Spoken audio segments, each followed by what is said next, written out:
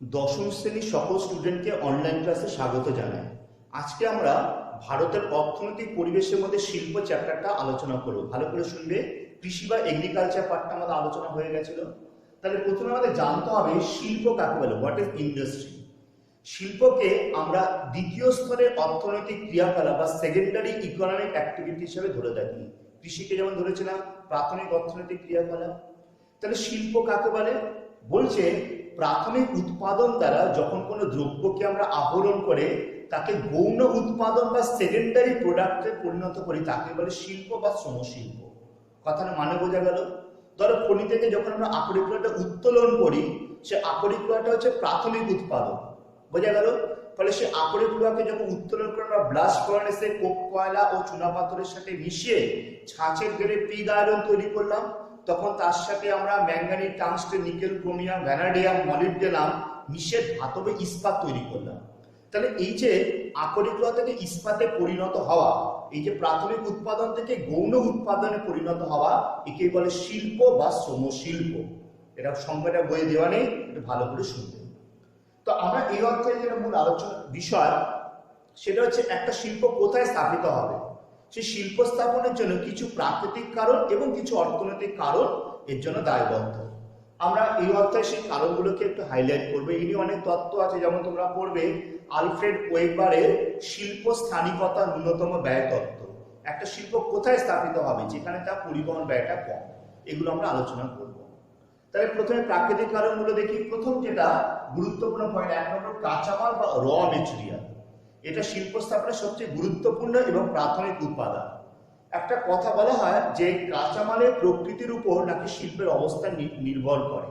কথাটা সত্য। তাহলে কাঁচামালের প্রকৃতি কেন বলছে? তাহলে কাঁচামাল দুটো টাইপের হয়, একটা বিশুদ্ধ, একটা অবিশুদ্ধ, একটা পিওর র মেটেরিয়াল, একটা নন পিওর র মেটেরিয়াল। তাহলে বিশুদ্ধ কাঁচামাল আর অবিশুদ্ধ কাঁচামাল তাদের নিরূপণের যে একটা সূত্র আছে, তার নাম পণ্য সূচক বা বস্তু সূচক বা মেটেরিয়াল ইন্ডেক্স, যেটা হচ্ছে ইনপুট বাই আউটপুট। ইনপুট মানে একটা শিল্পে কাঁচামালের ওজন, আর আউটপুট মানে ওই শিল্পে উৎপাদিত পণ্যের ওজন। যদি শিল্পে কাঁচামালের ওজন আর উৎপাদিত পণ্যের ওজন সমান হয়, তখন সেই শিল্পটাকে বলবো আমরা বিশুদ্ধ কাঁচামাল এবং ভিত্তিক শিল্প। বিশুদ্ধ কাঁচামালের ক্ষেত্রে ধরো তুলো, পাট, রেশম, পশম এবং এইগুলো ভিত্তিতে যে শিল্পগুলো হয়, যেমন বস্ত্রবয়ন বা পাট শিল্প, এরা সবই বিশুদ্ধ কাঁচামাল ভিত্তিক শিল্প। এবং এই শিল্পে কাঁচামালকে শিল্পকেন্দ্রে আনার জন্য যে পরিবহন ব্যয় এবং উৎপাদিত পণ্য বাজারে বিক্রয়ের জন্য পরিবহন ব্যয়টা সমান হয়। এই জন্য এই শিল্প যেমন কাঁচামাল উৎপাদক অঞ্চলে গড়ে উঠতে পারে, বাজারেও গড়ে উঠতে পারে, বা এদের মধ্যবর্তী যে কোনো স্থানে গড়ে উঠুক না কেন লাভজনক।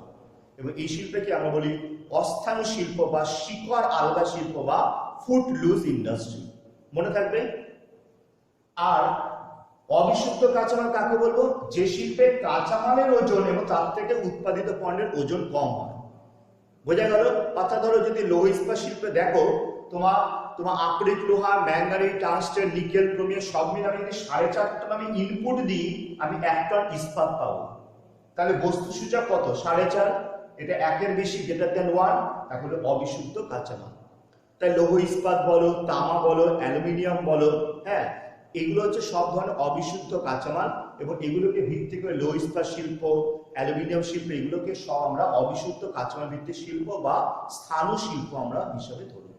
এই পয়েন্টটা খুব ভালো করে বুঝবে। কাঁচামাল বা র মেটেরিয়াল তাদের প্রকৃতির উপর শিল্পের অবস্থা নির্ভর করে। 2 নম্বর হচ্ছে জলসম্পদ বা ওয়াটার রিসোর্স। দেখো আমরা জানি বেশিরভাগ তোমার শিল্পগুলো নদী কেন্দ্রিক, তার একটা কারণ রয়েছে। কারণ ধরো জল কি কি ক্ষেত্রে লাগে? প্রথমত ধরো যারা শিল্পে নিজস্ব প্রয়োজনে জল দরকার হয়, শ্রমিকের যারা যে শ্রমিকগুলো শিল্পে কাজ করবে তাদের দৈনন্দিন ব্যবহারের জন্য জল দরকার। এছাড়া ধরো বিভিন্ন ধরনের তাপবিদ্যুৎ কেন্দ্র, সেখানে দেখা যায় বাৎচুল্লিকে ঠান্ডা করার জন্য। এছাড়া ধরো বিভিন্ন ধরনের কাঁচামাল পরিশোধনের জন্য দ্রাবক রূপে বা বিভিন্ন ব্লিচিং করতে, ডাইং করতে, এগুলো ক্ষেত্রে কিন্তু জলটা অপরিহার্য। ফলে শিল্পের নিজস্ব প্রয়োজনে যেমন জল দরকার, তেমনি শিল্পকর্মে নিযুক্ত শ্রমিকের দৈনন্দিন ব্যবহারের জন্য জল দরকার। এই জন্য প্রাচীনকালে দেখবে বেশিরভাগ শিল্পগুলো হয় নদী কেন্দ্রিক, নয় হ্রদ কেন্দ্রিক, নয় জলাশয় কেন্দ্রিক। যেমন আমাদের ধরো দুর্গাপুর শিল্পাঞ্চল দামোদর নদীর তীরে মনে থাকবে। এছাড়া ধরো আমাদের জামশেদপুরে যে শিল্পাঞ্চল হচ্ছে সুবর্ণরেখা নদীর তীরে। বুঝতে পেরেছ? এরপরে আমরা চলে আসি শক্তি সম্পদ বা পাওয়ার রিসোর্স। বলছে শক্তি সম্পদ ছাড়া কখনোই যান্ত্রিক পদ্ধতিতে বা মেকানিক্যাল প্রসেসে শিল্প উৎপাদন সম্ভব নয়। বুঝতে পেরেছ? এই জন্য দেখবে বিশেষ করে দেখবে ধরো কয়লা, এছাড়া ধরো বিভিন্ন ধরনের তাপবিদ্যুৎ, জলবিদ্যুৎ কেন্দ্র, আণবিক বিদ্যুৎ কেন্দ্র, হ্যাঁ, খনিজ তেল, যেখানে এই ধরনের তোমার পাওয়ার রিসোর্সগুলো সহজলভ্যতা রয়েছে তার অনতি দূরে শিল্প গড়ে ওঠে। বুঝতে পেরেছ? যেমন ধরো আমি ছোটনাগপুর শিল্পাঞ্চল, এটা কয়লাকে কেন্দ্র করে গড়ে উঠেছে। এছাড়া যদি আমরা গুজরাটের শিল্পাঞ্চল দেখি, এটা তেল বা প্রাকৃতিক গ্যাস এগুলোকে ভিত্তি করে গড়ে উঠেছে। 4 নম্বর পয়েন্ট, জলবায়ু বা ক্লাইমেট। এটা একটা গুরুত্বপূর্ণ। বলছে শিল্পের প্রকৃতি নিরূপণে জলবায়ুর একটা বড় ভূমিকা রয়েছে। যেমন ধরো নাতিশীতোষ্ণ জলবায়ুতে ফল ও সবজি প্রক্রিয়াকরণ শিল্প, উষ্ণ জলবায়ুতে এয়ার কন্ডিশনার বা রেফ্রিজারেটর শিল্প, এছাড়া ধরো আর্দ্র জলবায়ুতে বস্ত্রবয়ন শিল্প এবং শুষ্ক জলবায়ুতে ময়দা শিল্পের বিকাশটা ঘটেছে। এগুলো হচ্ছে কিছু প্রাকৃতিক কারণ যেটা শিল্প স্থাপনের জন্য অপরিহার্য। এবার আমরা অর্থনৈতিক কারণ বা ইকোনমিক ফ্যাক্টরসে চলে আসি। অর্থনৈতিক কারণের সবচেয়ে গুরুত্বপূর্ণ কারণ হচ্ছে পরিবহন বা ট্রান্সপোর্টেশন, যেটা নিয়ে আলফ্রেড ওয়েবারের তত্ত্বটা দেখা আছে, the least cost theory of location of industry. তাহলে পরিবহনটা কেন সবচেয়ে গুরুত্বপূর্ণ অর্থনৈতিক কারণ? কারণ পরিবহনটা কি ক্ষেত্রে লাগে? ধরো কাঁচামালকে শিল্পকেন্দ্রে আনার জন্য পরিবহন ব্যয়, বা উৎপাদিত পণ্যকে বাজারে বা বন্দরে প্রেরণের জন্য একটা সরবরাহ ব্যয়, শ্রমিকদের যাতায়াতের জন্য পরিবহন ব্যয়, এই সব ক্ষেত্রে কিন্তু পরিবহনটা খুব এসেনশিয়াল।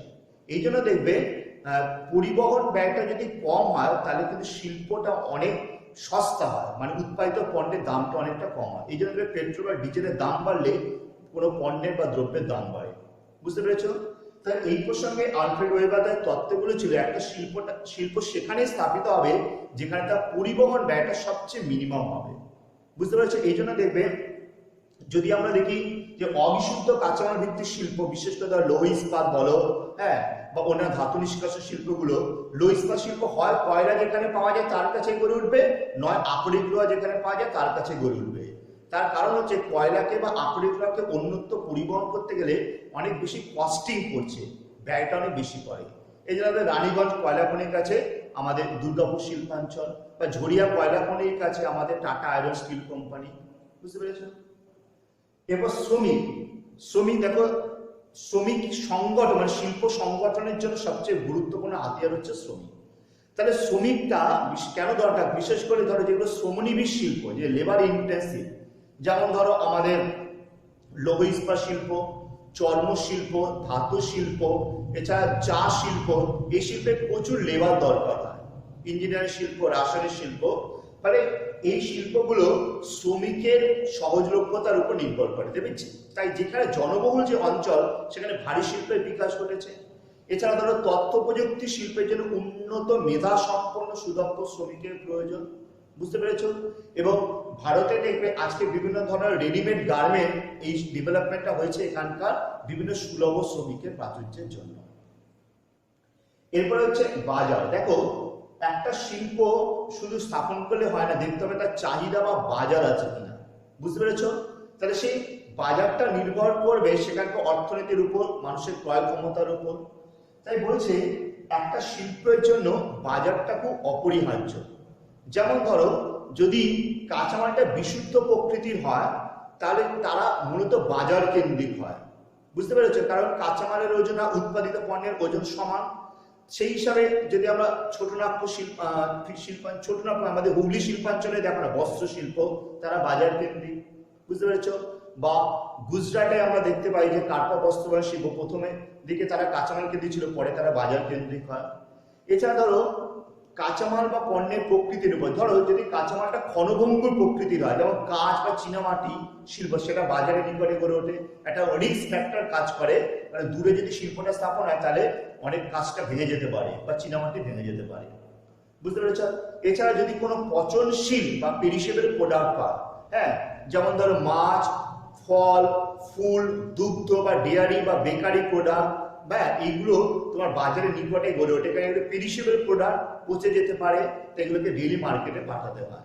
তাই বলছে কাঁচামালের প্রকৃতির উপর তোমার বাজারের অবস্থানটাও নির্ভর করবে। আর মূলধন, এটা খুব ভাইটাল পয়েন্ট, ক্যাপিটাল। একটা শিল্প স্থাপনের প্রাথমিক পর্বে প্রচুর মূলধন দরকার, কারণ জমি ক্রয় করা, কারখানা স্থাপন, যন্ত্রপাতি কেনা, পরবর্তীকালে ধরো কাঁচামাল সরবরাহ, বিদ্যুৎ, জল সরবরাহ, শ্রমিকদের মজুরি, এই বাবদ একটা রেকারিং একটা এক্সপেন্ডিচার খরচা করতে হয়। বুঝতে পেরেছো? তাই মূলধনটা খুব দরকার। এই জন্য দেখবে আজকে ধরো আমাদের মহারাষ্ট্র বা গুজরাটে কার্পা বস্ত্রাংশের বিকাশের জন্য পার্সি, ভাটিয়া, মারোয়ারি এই শিল্পপতিতে একটা বিনিয়োগ একটা বিশেষভাবে কাজ করেছে। আচ্ছা, এরপর লাস্ট দেখো সরকারি নীতি, গভর্নমেন্ট পলিসি এবং তার পরিকল্পনা, প্ল্যানিং। এটা এখন খুব ভাইটাল একটা। শিল্পের ক্ষেত্রে সরকার অনেক ধরনের নীতি নির্ধারণ করে, যেমন তোমার শিল্প লাইসেন্স নীতি, এখন তোমরা পড়বে SEZ, স্পেশাল ইকোনমিক জোন। এটা মানেটা কি?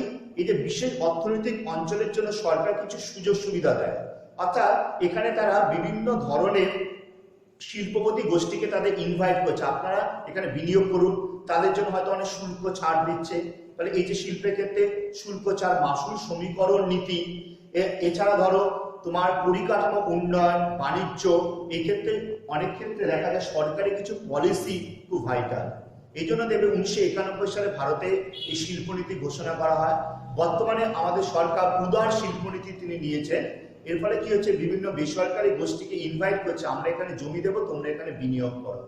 এর ফলে কি হবে, একটা ইনফ্রাস্ট্রাকচার তৈরি হবে, হ্যাঁ, বিভিন্ন একটা কর্মসংস্থান হবে, বহু মানুষের রুজি রোজগার হবে, এইভাবে একটা শিল্প অবস্থান গড়ে ওঠে। বুঝতে পেরেছো? তাই এটা খুব ভাইটাল, ভালো করে পড়বে, 5 মার্কসে দিতে পারে শিল্পের অবস্থানের কারণ। আচ্ছা, এরপরে আমরা চলে আসি যে ক্লাসিফিকেশন অফ ইন্ডাস্ট্রি, যেখানে ক্লাসিফিকেশনের ভিত্তি থাকে কাঁচামালের প্রকৃতি, on the basis of nature of র মেটেরিয়াল। আমরা শিল্পকে 5 ভাবে ক্লাসিফাই করব। একটা বনভিত্তিক, হ্যাঁ, একটা কৃষি ভিত্তিক, একটা খনি ভিত্তিক, একটা প্রাণী ভিত্তিক, একটা শিল্প সম্পদ ভিত্তিক। ধরো বনভিত্তিক, ধরো আমরা বন থেকে আমরা কি পাই?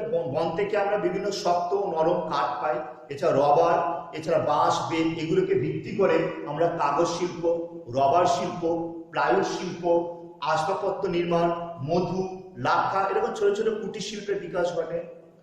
কৃষিভিত্তিক বা অ্যাগ্রোবেস ইন্ডাস্ট্রি, আমরা বিভিন্ন কৃষি কাজের ফলে উৎপাদিত দ্রব্য, তার যেমন ধরো এখান থেকে তুলো, পাট, শন, চা, কফি, আখ, রবার, এগুলোকে ভিত্তি করে চা শিল্প, কফি শিল্প, পাট শিল্প, কার্পা বস্ত্রায়ন শিল্প, চিনি শিল্প, তামাক শিল্প, এমনকি ফুড প্রসেসিং বা খাদ্য প্রক্রিয়াকরণ শিল্পের বিকাশ ঘটে। এরপরে দেখো খনিভিত্তিক বা মিনারেল বেস ইন্ডাস্ট্রি, দেখো বিভিন্ন ধরনের খনিজ সম্পদ উত্তোলনের ভিত্তিতে আমরা ধরো এখানে ধরো আকরিক লোহা, তামা, বক্সাইট, খনিজ তেল, প্রাকৃতিক গ্যাস, এগুলোকে ভিত্তিতে লৌহ ইস্পাত, অ্যালুমিনিয়াম, তামা, তেল পরিশোধন, এই শিল্পগুলোর বিকাশ ঘটে। প্রাণীভিত্তিক শিল্প, বিভিন্ন প্রাণী প্রতিপালনের মাধ্যমে আমরা কি পাই? এখানে রেশম, পশম, এছাড়া দুগ্ধ, এছাড়া প্রাণীর যে চামড়া, মাংস, এগুলোকে ভিত্তি করে আমরা মাংস প্যাকিং, দোহ শিল্প, চর্ম, পশম, রেশম, হ্যাঁ, রেশম বয়ন, এই শিল্পগুলোর বিকাশ ঘটে। আর শিল্প সম্পদ ভিত্তিক শিল্প, যে বিভিন্ন শিল্পের যে উপজাত দ্রব্য বা বাই প্রোডাক্ট গুলোকে ভিত্তি করে এই শিল্পের বিকাশ ঘটে, যেমন ধরো ইঞ্জিনিয়ারিং শিল্প, রাসায়নিক শিল্প বা পেট্রোকেমিক্যাল ইন্ডাস্ট্রি, এই শিল্পের বিকাশ ঘটেছে। তো এইভাবে আমরা শিল্পকে ক্লাসিফাই করি। তো আজকে আমরা এইগুলো আলোচনা করে একটা বড় প্রশ্ন আলোচনা করা, শিল্প স্থাপনের কারণ, এটা 5 মার্কস হিসেবে পড়বে। আর শিল্পের ক্লাসিফিকেশন এটা তোমাদের 3 মার্কস মতো দিতে পারে। পরদিন আমি পার্টিকুলারলি আমাদের সিলেবাসের যে শিল্পগুলো রয়েছে সেই পার্টগুলো আমি আলোচনা করব। আজকের মতো পড়া এখানে শেষ হলো।